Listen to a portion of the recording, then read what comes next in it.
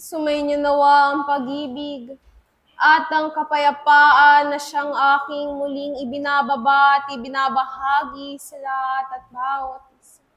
Sa muling mapalad na araw na ito mula ngayon at magpakailanman. Aking mga iniibig kong mga kapatid, tunay nga na kayo bilang isang mag-aaral ay kinakailangan nyo nga may pakita kung ano nga ba ang kahulugan ng isang mag-aaral na nag-aaral sa paaralan ng dakilang Panginoon. Aking mga iniibig kong mga kapatid, tunay nga bang matatawag ninyo ang inyong mga sarili bilang isang mag-aaral ng kaitaasan? O kayo lamang ang siyang naglalakbay dito sa sanglibutan na ito?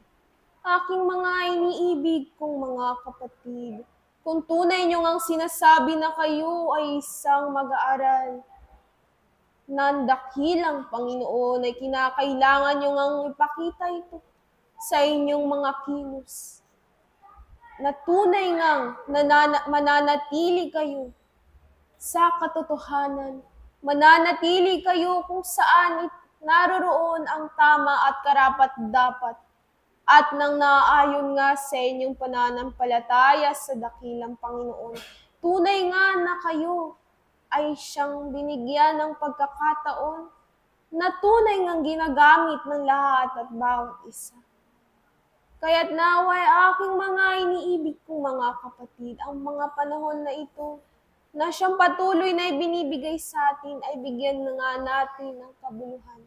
Pahalagahan nga natin ito, aking mga iniibig kong mga kapatid, sapagkat dito nga tayo nagkakaroon ng pagkakataon upang sa gayon mas matupad pa nga natin ang ating mga tungkulin sa dakilang Panginoon. At naway kayong ang mga nag-aaral sa paaralan ng dakilang Panginoon ay patuloy nga manatili sa inyo ang pananampalataya, sapagkat tunay ngang marami ang siyang bumibitaw sa dakilang Panginoon. Aking mga iniibig kong mga kapatid, tunay nga, ano ba ang mas mahalaga para sa inyo? Ang bahagi nga ba ng kaitaasan, ang katotohanan na salita na nagmumula sa kaitaasan na siyang patuloy na ibinababa sa inyo? Patuloy nga kayong binibigyan ng mga ganitong salita upang sa gayon mas mapaunlad pa ninyo ang inyong mga sariling ako, ang inyong mga sariling espiritu. Ngunit aking mga iniibig ko mga kapatid, bakit patuloy nga kayong lumalayo sa mga bagay na ito na siyang makakabuti sa inyong mga sarili? Sapagkat ninanais lamang ng dakilang Panginoon kung ano ang karapat-dapat para sa kanyang mga anak.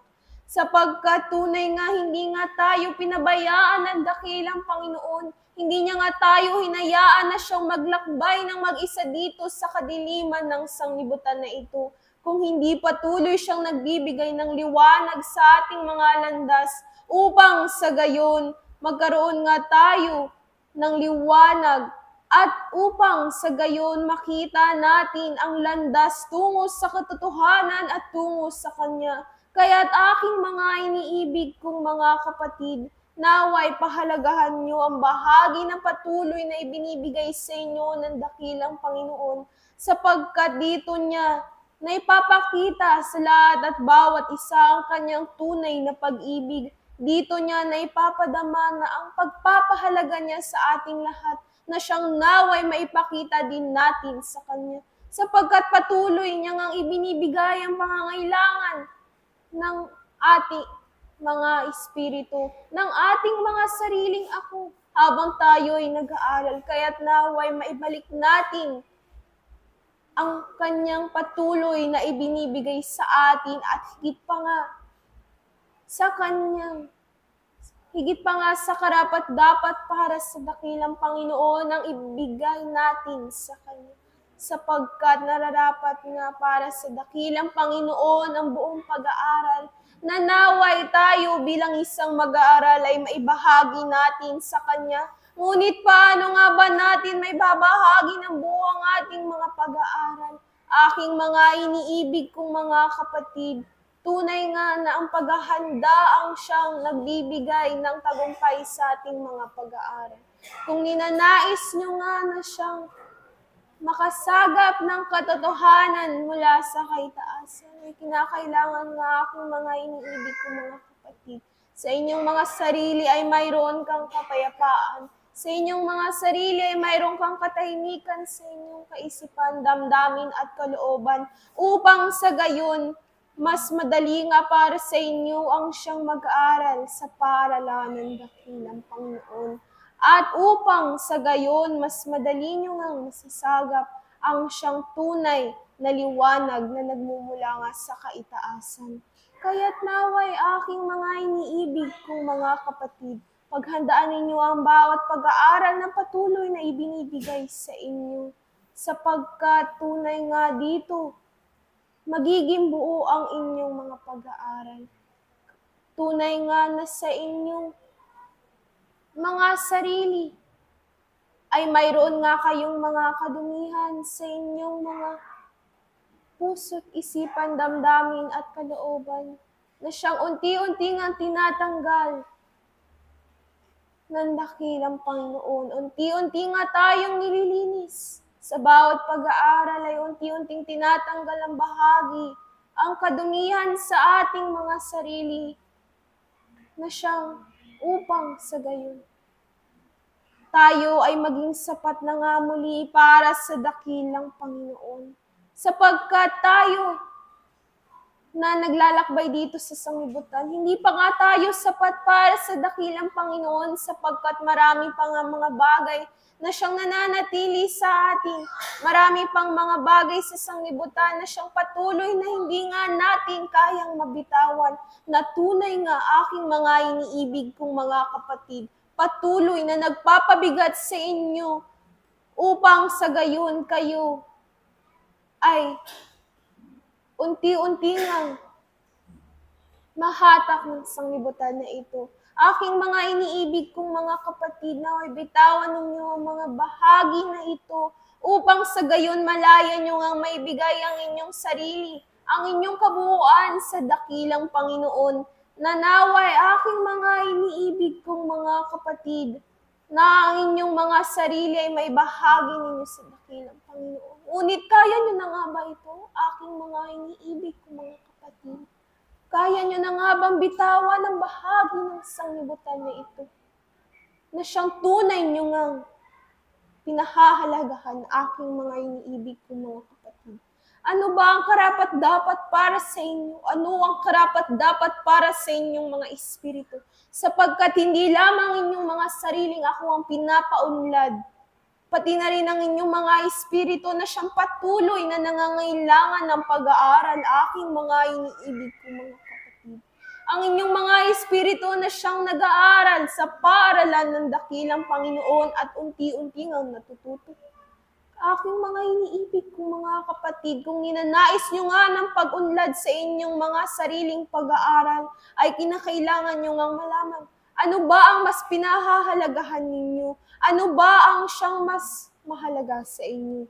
Aking mga iniibig kong mga kapatid, nang sa gayon ay mas malaman ninyo kung ano nga ba ang siyang nararapat ninyong gawin, kung ano nga ba ang mga kilos na kinakailangan ninyong isagawa, upang sa gayon, malaman ninyo kung ano nga ba ang siyang karapat-dapat para sa pag-aaral ninyo.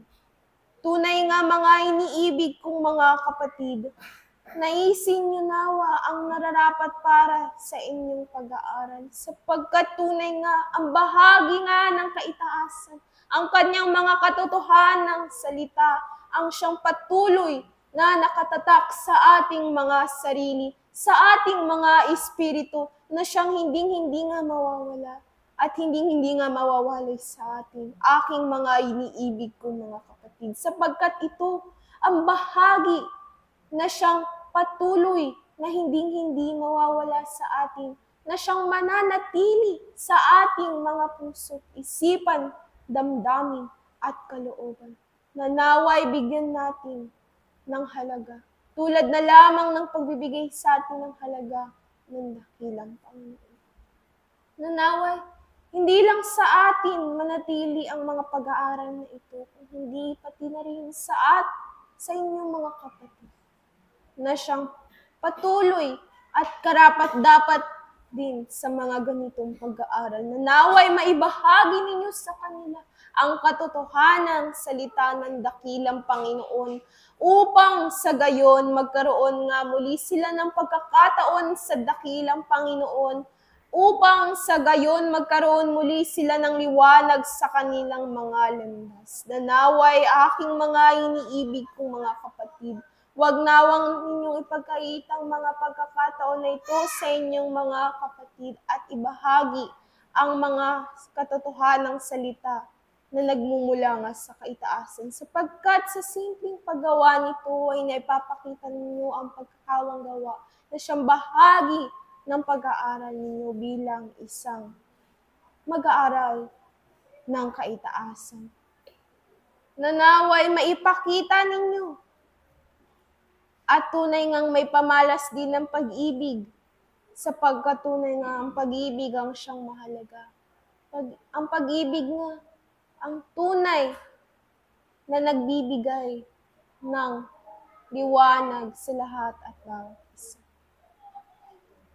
Kaya't aking mga iniibig kong mga kapatid, naway ang mga salita na siyang aking patuloy na ibinababa sa lahat at bawat isa, ang maging susi ninyo upang sa gayon mabuksan nga ninyo ang landas tungo sa tahanan ng dakilang. Ngunit aking mga iniibig kong mga kapatid, tunay nga sa paglalakbay ninyo tungo sa tahanan ng dakilang Panginoon, ay magiging mahirap nga ito. Maraming mga bagay na siyang susugat sa inyo, ngunit aking mga iniibig kong mga kapatid, ang dakilang Panginoon ang siyang patuloy na magpapagaling sa mga sugat na ito at muling magbibigay ng pagkakataon sa inyo na siyang makaparoon muli sa Kanya.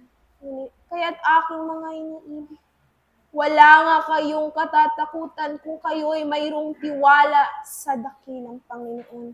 Wala nga magbibigay sa inyo ng tunay ngang walang magbibigay sa inyo ng kaguluhan sa inyong mga kaisipan, damdamin at kalooban. Kung mayroong nga kayong pananampalataya sa dakilang Panginoon, sapagkat siya ang gagabay sa lahat at bawat isa habang tayo ay tumutupad ng ating mga tungkulin sa Kanya. Nanaway sa pagtutupad natin ng tungkulin sa Kanya, hindi nawa kayo, aking mga iniibig, humiwalay sa Kanya, sapagkat tunay nga na ang pananampalataya sa dakilang Panginoon ang siyang patuloy niya ngang hinahanap, ang siyang patuloy ngang ninanais ng dakilang Panginoon. At sa pag-aaral na ito, tunay nga bibigyan niyo ito ng panahon.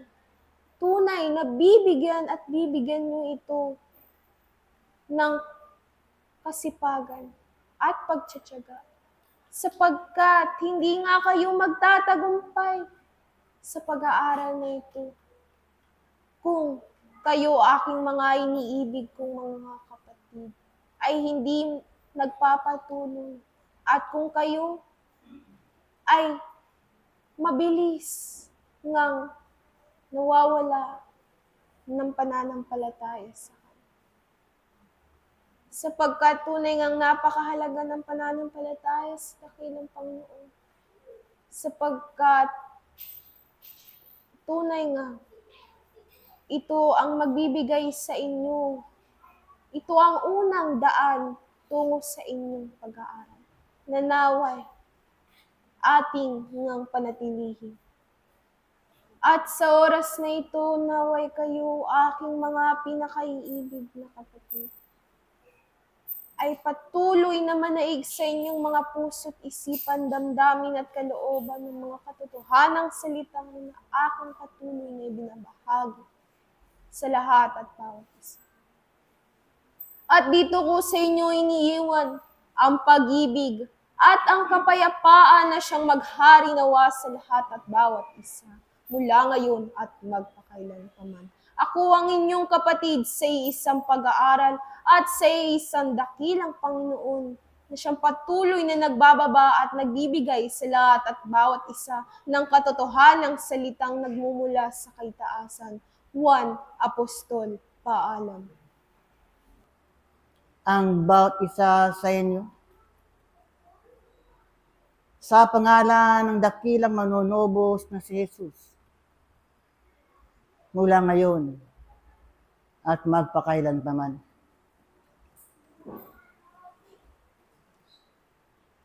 Mapalad ang hindi humihiwalay sa salita ng Diyos.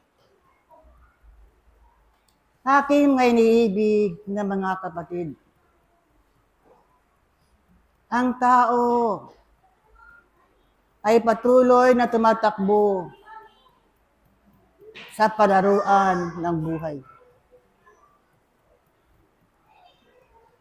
Patuloy na sumisikhay. Patuloy na naghahanap. At patuloy na nag-aaral o aking mga iniibig na mga kapatid. At sa mapalad na pag-aaral, sa mapalad na umagang ito'y ibabahagi ko sa aking mga iniibig na mga kapatid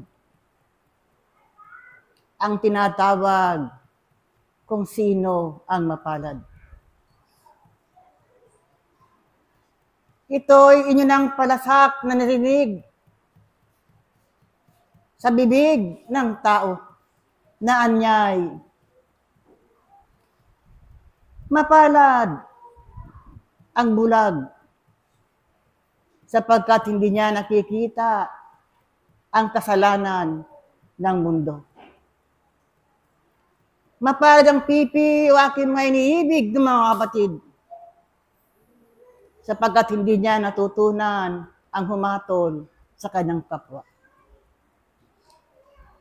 Mapalad ang di nakakarinig o aking mga iniibig ng mga kapatid sapagkat hindi niya narinig ang halakhak ng sanglibutan at hindi niya naririnig ang kalansing ng ginto at pilak. Ito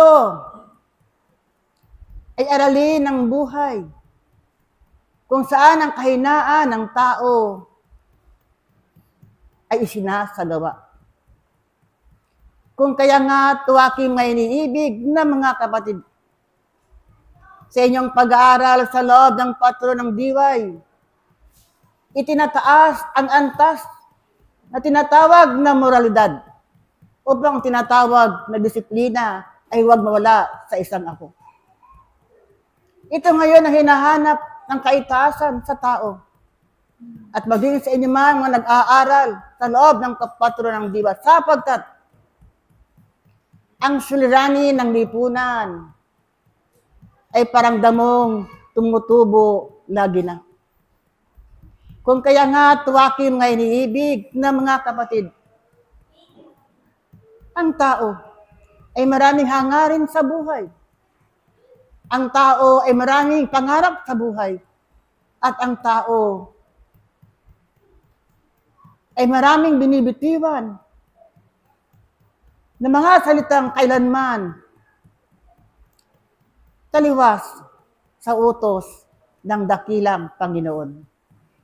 O aking mga iniibig na mga kapatid, sa buhay na yan, kung saan ang kahirapan nilaganap, o aking mga iniibig na mga kapatid, ang ninanais ng tao ay magkaroon lagi na mga bagay-bagay na hinahawakan ng kanyang mga kamay. Ito ang hinahanap niya, o aking mga iniibig ng mga kapatid, ang tinatawag na kayamanan sa sanglibutan. Tama.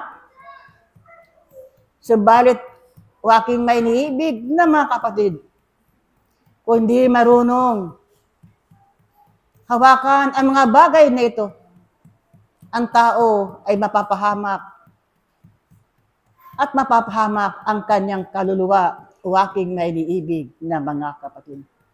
Sapagkat habang dumadami at lumalago ang kanyang tinatangkilik sa buhay, nakakalimutan niya na meron palang Diyos na makapangyarihan sa lahat. Habang lumalago ang kayamanan sa kanyang mga palad,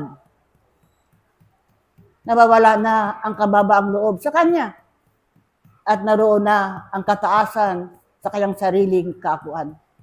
O aking mainiibig na mga kapatid, ito ngayon ang binabaka ninyo sa inyong pag-aaral sa loob ng paturo ng diwa, ang tinatawag na kababaang loob. Kababaang loob, o aking mainiibig na mga kapatid. Kayo, taglay na ang karunungang makalangit, o aking mainiibig na mga kapatid. Pahalagaan ninyo at pahalagaan ninyo ang salita na nagmumula sa kaitasan. Kayo,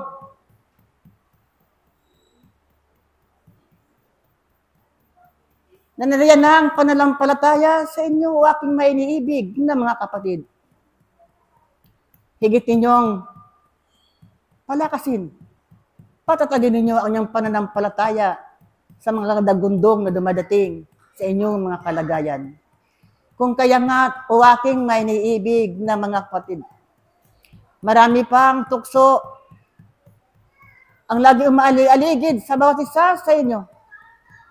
Marami pang gawa ng kadiliman ang dumadaan sa inyong mga harapan, o aking mainiibig mga kapatid. Ang lahat ng ito, ang wiga ko ng una, maging bulag kayo, at maging pipi kayo, at maging bingi kayo sa mga bagay-bagay na dulot ng sanglibutan. Dito ay pahalagahan ninyo ang salita ng Diyos. Samantalahin ninyo ang panahon sa inyong mga kalagayan, kung saan naroon pa ang sikat ng araw sa inyong mga buhay, pahalagahan ninyo, samantalahin ninyo ang panahon na kayo ay makaganap ng iyong tungkulin na mayroong kabanalan sa harapan ng dakilang Panginoon.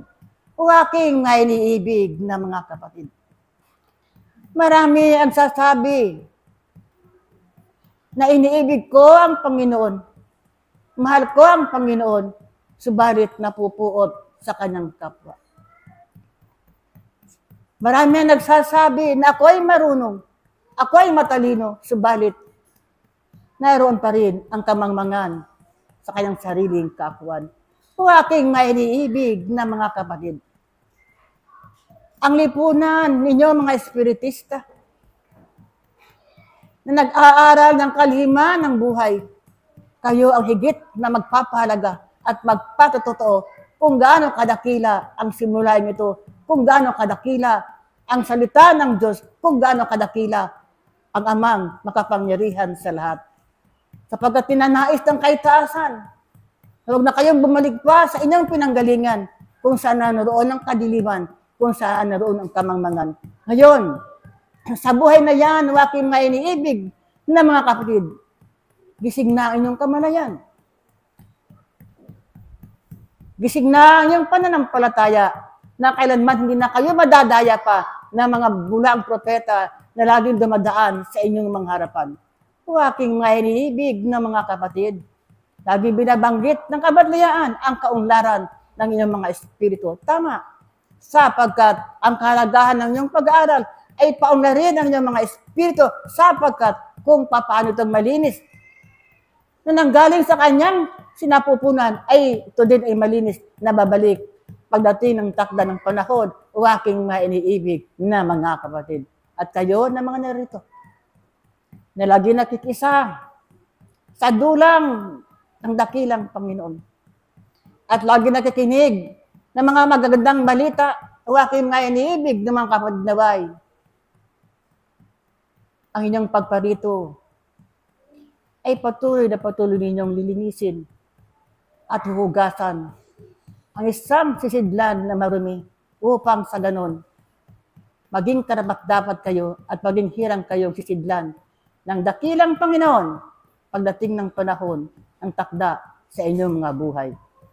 Ang aking karagdagan, 1 Timoteo, Kapitulo 6, 10 hanggang 12. Pakibasa. Lapi ay ugat ng lahat ng uri ng kasamaan. Nasa pagnanasa ng iba ay nangasinsay sa pananampalataya at tinuhog ang kanilang sarili ng maraming mga kadumbayan. Dadapwat ikaw o tao ng Diyos, tumakas ka sa mga bagay na ito at sumunod ka sa katwiran, sa kabanalan, sa pananampalataya, sa pag-ibig, sa pagtitiis, sa kaamuan. Makipagbaka ka ng mabuting pakikipagbaka ng pananampalataya. Manangan ka sa buhay na walang hanggan na dito'y tinawag ka at ipahayag mo ang mabuting pagpapahayag sa harapan ng maraming mga saksi. Kaya nga, o aking may iniibig na mga kapatid, hindi lamang isang sandata ang inyong gagamitin.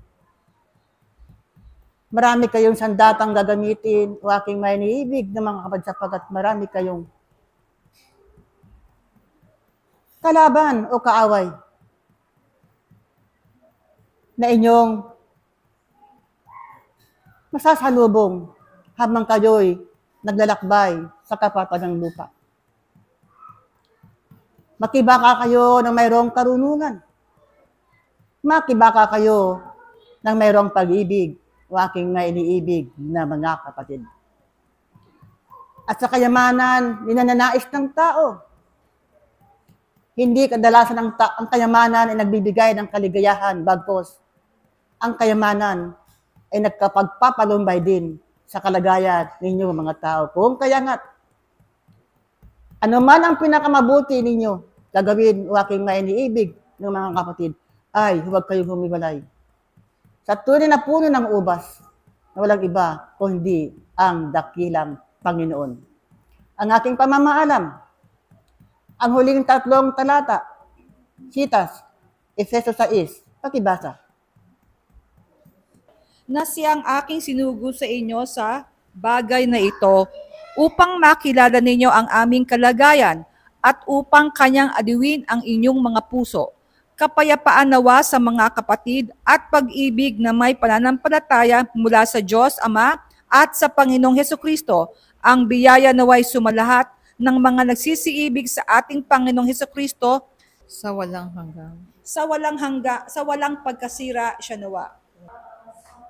Sumainyong pag-ibig at ang kapayapaang nagbubuhat sa isang Diyos mula ngayon at magpakilanpaman. Mga iniibig na mga kapatid na patuloy na nag-aaral ng salita ng Diyos, naunawaan niyo ba ang sinasabi ng batas ng Diyos? Ano nga bang ninanasa niyong ganti? Buhat sa Diyos, aking mga iniibig. Nagiging malinaw ba rin ito sa inyong mga pagkatao? Anong uri ng karunungan ang ninanasa niyong matuklasan upang inyong masundan at inyong maging gabay? Tinatawag lahat yan ay pag-ibig. Paano niyo ibinibihis ang pag-ibig na yan sa inyong sarili? Kung ang pag-ibig ay ilalagay mo sa iyong kaisipan, ito'y tatawagin mong karunungan. At sa bandang huli, kung iyong malilinang, tatawagin mo itong katotohanan. Kung ilalagay mo naman sa iyong damdamin, ito rin ay maghahandog sa iyo ng bahagi ng kapayapaan. Ganon din ang iba't ibang uri ng paggalaw ng damdamin na nakukuha at natutunan ng tao.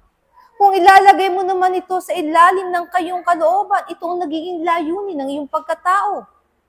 Dito nagkakaroon ng kaparaanan ng isang paggawa upang matunguhan niya kung anong daan niya dapat niyang nasain. Ngunit kung ang pag-ibig ay ibibihis mo sa iyong pagkatao, ikaw ay pababanalin niya. Ano ngayon ang pag-ibig na inyong daladala, aking mga iniibig? Saan niyo inilagay? Saan niyo isinilid? Inilagay niyo ba sa inyong mga katawang laman? Inilagay niyo ba sa inyong mga kaluluwa?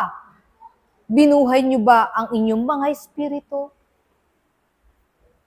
Nung ipinakilala ng dakilang guro ang pag-ibig, pinakilala niya ang layunin ng Ama, na anong ninanasa ng Panginoon na ang bawat isa ay nag-aaral ayon sa Diyos, ayon sa katwiran ng isang Diyos, ayon sa karunungan ng isang Diyos, ayon sa kabanalan ng iisang Diyos. Sapagkat matuwid ang pagkakasabi ni Apostol Pablo sa mga taga-Roma na matatagpuan niyo sa Kapitulo 3, versikulo 10. Walang matuwid, kahit isa. Pero bakit niyo pinagmamasdan ang inyong kapwa? Naunawaan niyo palang walang matuwid, kahit isa. Ito ang kadahilan kung bakit tinuturo sa inyo ang Panginoon. Itinuturo sa inyo ang mga bagay na tungkol sa Diyos sapagkat tangi ang Diyos ay matuwid at siya lang ang makakapaggiya sa bawat tao sa tamang daan. Nagiging halimbawa ba ninyo ang inyong kapwa? Sila ba yung inyong sinusundan? Sila ba yung inyong ginagaya? Sila ba yung inyong pinaniniwalaan? Bakit nga naman ang hindi? Sapagkat kahit ang inyong kapwa tulad ng inyo'y makasalanan, meron kayong natututunan. Pero ang katwiran ba ng pagkatuto magpapabanal sa iyo? Ang layunin ng Panginoon ay ang kabanalan, ang maibihis ng bawat espiritu. Ito ang katwiran na itinindig ng dakilang guro. Kaya nga kahit sa gitna ng kamatayan sa isang krus, hindi niya ito inilintana. Matupad lamang niya ang kalooban ng Ama. Ngunit ang mga bahagi ng kabuhayan ng isang Kristo ay tunay ng pinagtatalunan. Sapagkat laging pinagmamasdan ng tao ang ayon sa sanglibutan. Hindi nila nakita ang malalim na layunin ayon sa Espiritu na kanilang matutunan. Na ano ito? Na mailapit ang bawat isa sa Diyos. Gaano kayo kalayo sa Panginoon, aking mga iniibig, upang kayo ay magbata sa buhay na ito? Gaano kalayo ang kaalamang indaladala upang tanggapin kayo sa bayan ng Panginoon? Gaano kalaki ang pag-ibig na ibinihis ninyo sa inyong sarili upang kayo rin ay makapamuhay sa bayan ng Panginoon? Naunawaan niyo ba ang layunin ng paralan? Ang layunin ng paralan ay maibalik ang bawat espiritu na yan sa Diyos. Kayong lahat ay may espiritu. Makakabalik ba ang inyong mga espiritu sa daladala niyo sa ngayon? Nakaalaman, pag-ibig, karunungan at anuman yan na bumubuo ng inyong pagkatao? Huwag kayong malito, aking mga iniibig. Kung inaakala nyo na kayo tumatanda na sa pag-aaral ayon sa Diyos, nangangahulugan din ng inyong karunungan ay magiging karapat-dapat. Kung hindi nyo mapapalitaw ang kaangkinan ng inyong espiritu, hindi kayo tatawaging karapat-dapat. Sapagkat ang nagbabalik sa Diyos ay ang espiritu, hindi ang laman. Hindi ang mga peri-espiritu na nagdadamit sa espiritu na yan, sapagkat lahat ng damit na ya'y buhat sa sanglibutan, hindi na yan karapat-dapat. Naunawaan niyo ba? Kaya nga kung merong ganting galaw kayong nauunawaan, saan niyo lahat kinukuha ang ganting galaw? Hindi ba sa sanglibutan lang? Naghahanap kayo ng pagpapala na mula sa Diyos. Anong ginawa ng inyong espiritu upang ang espiritu na yan makakuha ng pagpapala mula sa Diyos? Nasisiyahan ba kayo sa buhay ninyo sa sanglibutan sapagkat kayo'y masagana at namumuhay kayo ng may kapayapaan? Meron kayong mga hinlog na sa inyo ay umaaruga. Magiging sapat na ba yung bilang patutuon ninyo? Katotohanan, gumawa kayo ng mabuti at mainam sa sanglibutan. Gagantihan kayo ng sanglibutan ng kabutihan sapagkat ang sanglibutan ay binuo ayon sa karunungan ng Diyos. Hindi rin siya gagawa sa inyo ng mali, kundi pawang mabuti at mainam. Ang sanglibutan ay tulad sa isang ina na lagi nag-aaruga ng kanyang mga anak. Iniisip niyo bang pababayaan kayo ng sanglibutan? Naunawaan niyo ba ang likhain ng Diyos, aking mga iniibig? Kayo ba'y nalilito? Sapagkat marami kayong dinampot na kaalaman, hindi niyo tuloy malaman kung paano niyo idudugtong sa pang-araw-araw niyong pangangailangan. Marami kayong natuklasan na karunungan, katotohanan at kung ano-ano pa. Nalilito tuloy ang inyong mga puso kung nasaan ngayon ang pag-ibig na tinuturo sa inyo na mula sa Diyos. Kaya nga ang pag-ibig na yan ay ibinigay sa isang espiritu upang ang espiritu na yan ay gumawa ng kalooban ng Panginoon. Kung ang espiritu ay hindi gagawa ng kalooban ng Diyos, Mangangahulugan bang hindi siya nagkakasala? Kung ang tao'y natuto ng kagandang asa sa sanglibutan, mangangahulugan ba siya'y nagtagumpay na sa harapan ng Diyos? Kung ang spiritong daladala niya ay nananatiling tulog? Mga iniibig na mga kapatid, sa tanggapin niyo at hindi, ang ipinagkakasala ng tao ay malabis niyang pag-ibig sa sanglibutan. At nakakalimutan niya ang kanyang espiritu.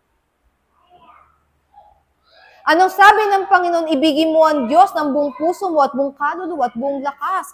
Paano mo iibigin ng Diyos ng gayon kung ang sarili mong espiritu ay tulog? Kung ang sarili mong espiritu ay hindi buhay?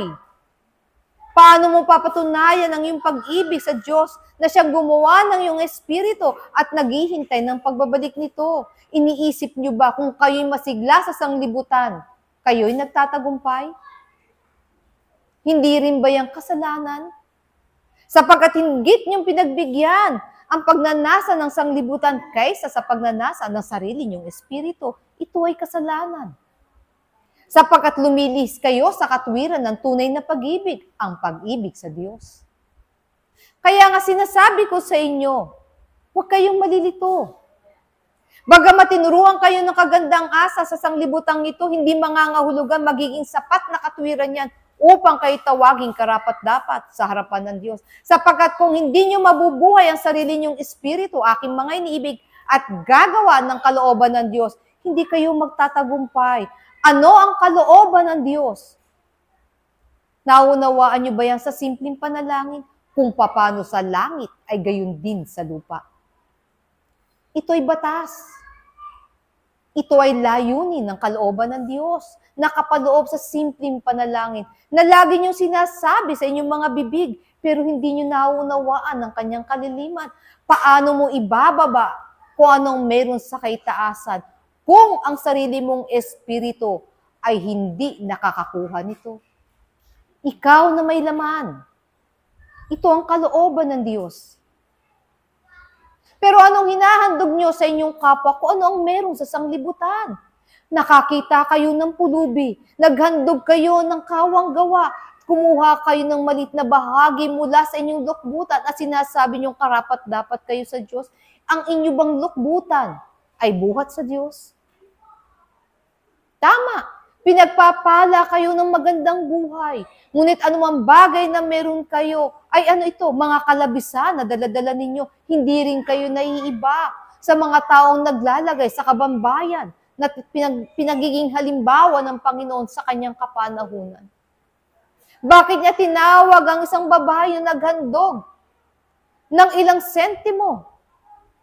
Bakit siya pinuri ng Panginoon? Sapagkat ang ibinibigay niya yung buong kanyang kabuhayan. Kayo aking mga iniibig, dumadalaw kayo sa tahanan na ito na tinatawag niyong tahanan din ng Diyos kahit sa sanglibutan. Ibinigay niyo ba ang inyong buong pagkatao? Anong ganti ang kukunin niyo sa Diyos?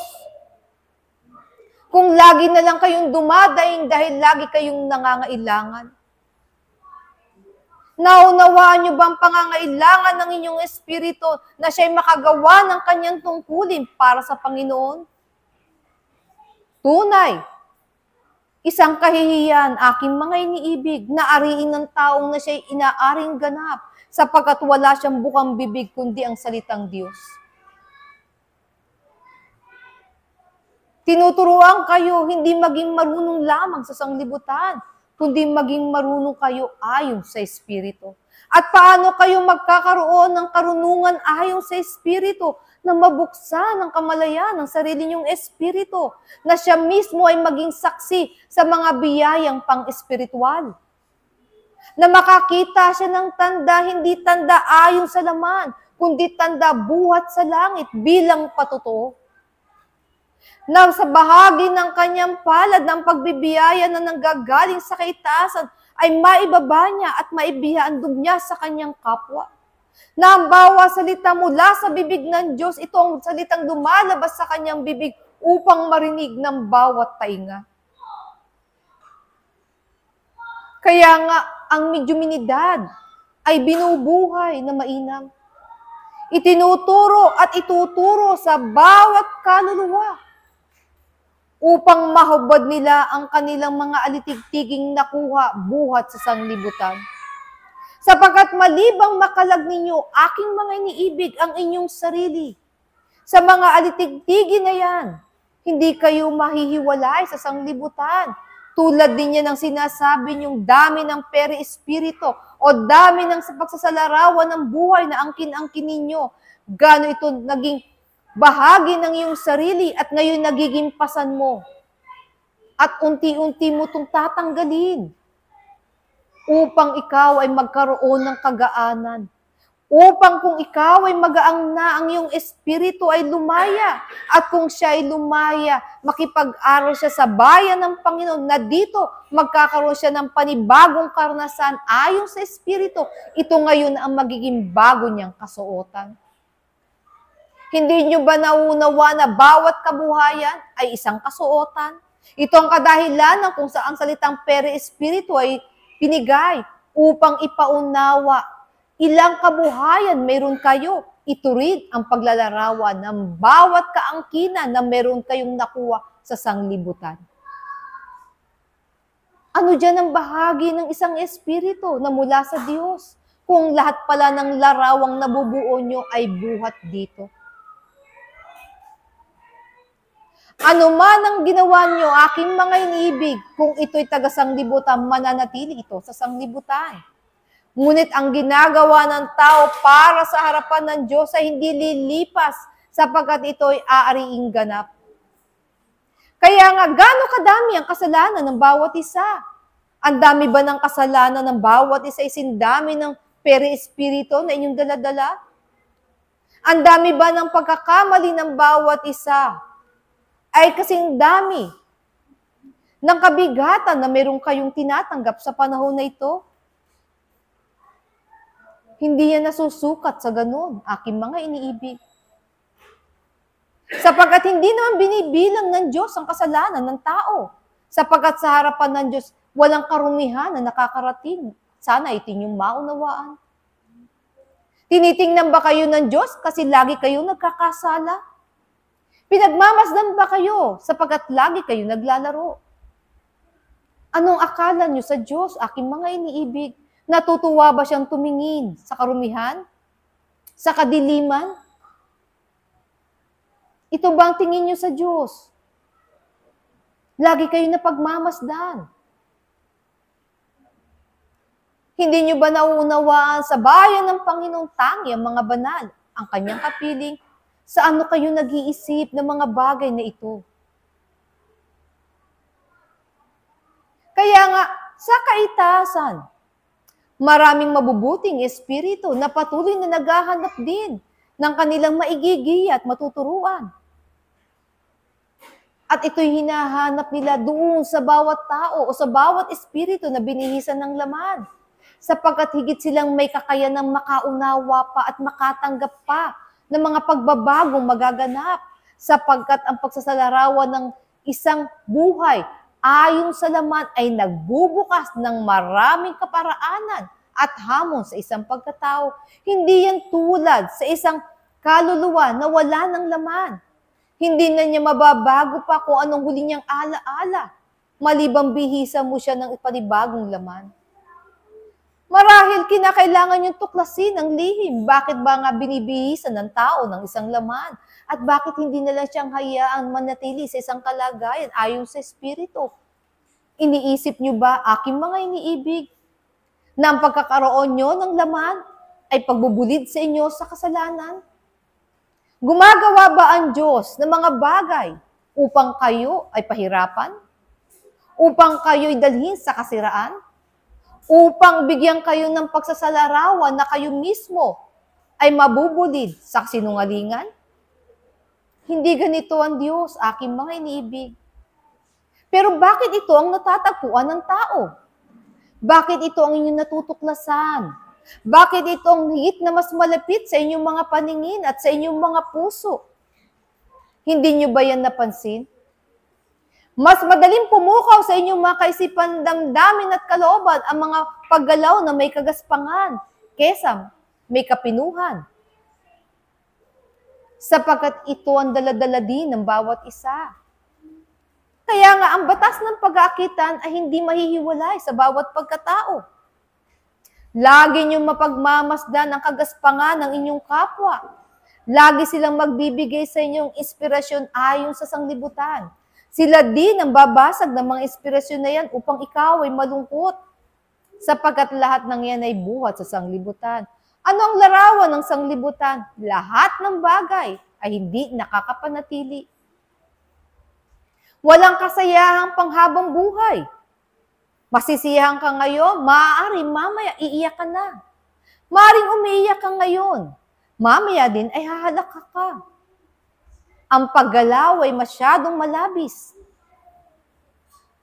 Lahat ay gumagalaw at patuloy na gumagalaw. Ito ang pagsasalarawan na mayroon ang paaralan ng Panginoon. Ito ang sanglibutan na inyong tinutungtungan. Tunay, isa itong mainam na paaralan kung inyong mauunawaan. Sapagkat mula dito, lahat ay nabubuksan sa tao. Lahat dito ay nabibigyan ng pagkakataon upang ang isang ako na yan ay tunay na makapag-aral. Kaya nga, ito rin ang paaralan na kung saan unti-unti ang karunungan ng Diyos ay ibinubuhos, sapagkat ang kamalayan ng isang kaluluwa rito ay nagkakaroon na unti-unti ng paggising at kayo ang bawat isa na ito. Pinipilit nyo ng tuklasin ang mga bagay ayon sa Diyos. Pinipilit nyo na rin buhayin ang kamalayan ng inyong mga espiritu, bagamat mula sa inyong mga pagkatao, higit pang nakakalamang ang mga alitigtigin ng sanglibutan, pero may sapat na kayong talino upang ang lahat ng yan ay tawagin yung kabalansihan o mabalanse upang ang harmonya ay makapanatili. Tandaan ninyo, hindi lang batas ng aakitan ang inyong dapat pag-aralan. Dapat maunawaan nyo ang sinasabi ng batas ng kabalansihan, na ang lahat ng bagay ay umaayon sa tamang kalagayan na walang nakakalamang na higit dito o ano paman. At hindi lang siya dapat balanse, dapat umaayon din siya sa harmonya, na anong ibig sabihin, walang nababasag ayon sa kapayapaan. Sapagkat kung ang lahat ng batas na yan ay nagagalaw at malabis ang paggalaw, pumapasok din dyan ang kasalanan.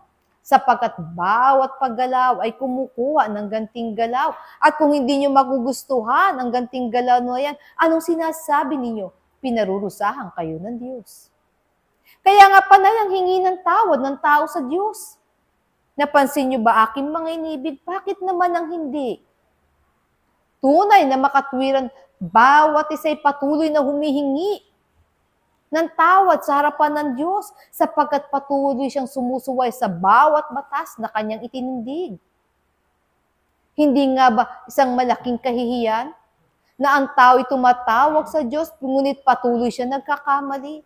Pero ang Diyos ay mabuti. Napakabuti ng Diyos sa aking mga iniibig. Hindi niya kayo pinarurusahan. Hindi niya kayo pinapalo o hinahagupit.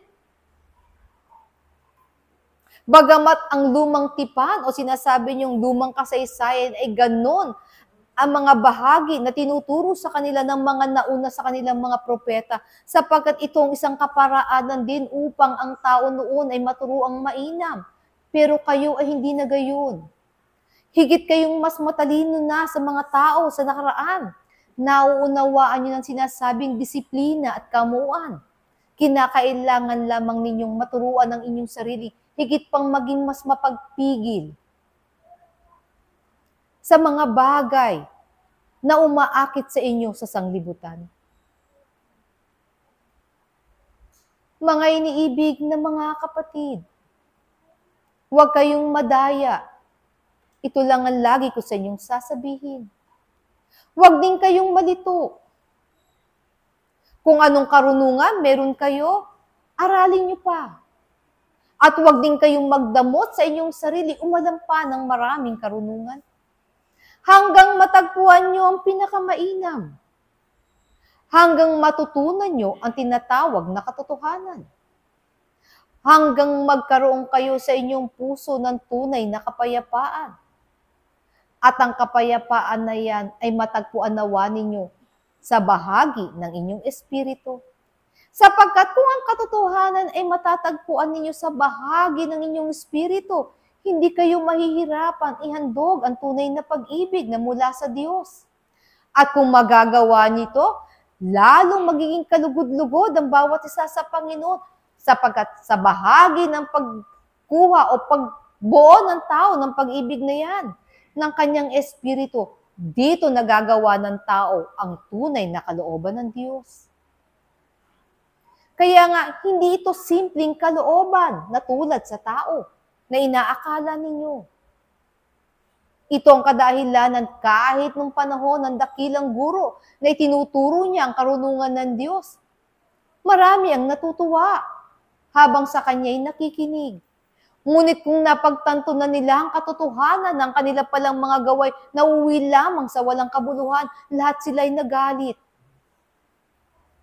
Sapagkat ang inaakala ng marami noon sila'y nananampalataya na sa iisang Diyos, sila na yung karapat-dapat. Ngunit ano ang kanilang natuklasan, ang kanila palang mga gawa ay tinawag na walang kabuluhan. Kaya nga sa bandang huli, ano ang nangyari? Siya ay pinako sa krus. Mga iniibig ng mga kapatid.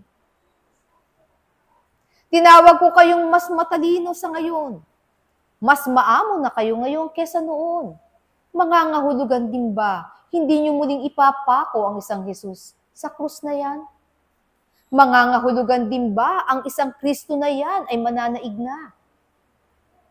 At lalakad ng malaya, tulad ng ninanasa ng Ama?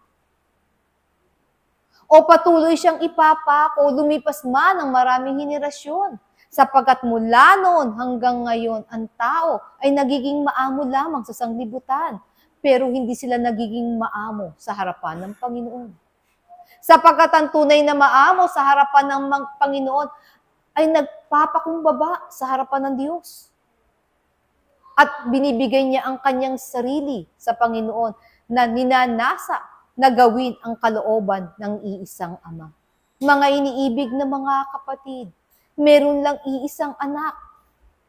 At yan ay bawat espiritu na meron kayo. Ito ang hinihintay magbalik. Ito ang hinihintay na makisa sa bahagi ng Diyos, sapagkat ito ang kanyang nilikha. Ang laman ay damit lamang. Ang bawat espiritu ay pagsasalarawan lamang ng isang laman na yan. Huwag kayong matali sa mga karunungan na inyong natutunan sa nakaraan. Bigyan niyo pa ang inyong sarili ng panibagong kaalaman na mas magpapaunlad sa inyong mga pananaw para sa kinabukasan. Hindi mali ang natagpuan ninyo kung ibig niyong malaman, pero hindi siya ang kabuuan. Tandaan ninyo, ang karunungan tulad din yan ng hagdan. Bawat baitang ay may patutunguhan. Kung ikaw hihinto sa isang baitang at makukontento ko na sa iyong kaalaman, ano lang ang iyong daladala? Ang kaitaasan ay nandoon sa kaliwanagan. Ihahalin tulad ko siya tulad sa isang araw. Natatanaw mo siya. Naririnig mo siya, nadadama mo siya. Ano ang layunin? Ikaw ay makarating doon. Makokontento ka ba na ito'y natatanaw mo lang? Ito'y nadarama mo lang? Nakokontento ka na ba sa iyong kalagayan? Narito ang hagdan. Paakyat. Bawat baitang ay may pag-aaral. Bawat baitang ay may hamon. Kayong lahat, tulad sa isang piging, ay patuloy na inaaniyahan upang kumain sa dulang ng Panginoon. At harinawa, dumating ang pagkakataon, hindi na lang kayo laging panauhin, kundi kayo'y kabahagi sa tahanan ng Diyos na lagi niyang kasalo sa kanyang hapunan. Mga iniibig na mga kapatid, ito lamang ang bahagi ko sa inyo. Muli, ang aking handog ng pag-ibig at ng kapayapaan ay aking ibinibigay sa bawat isa mula ngayon at magpakailanpaman. Paalam. Ako ang sa inyo ay nakiisa at naglingkod sa pangalan ng Diyos, Espiritu Santo ng katotohanan. Paalam.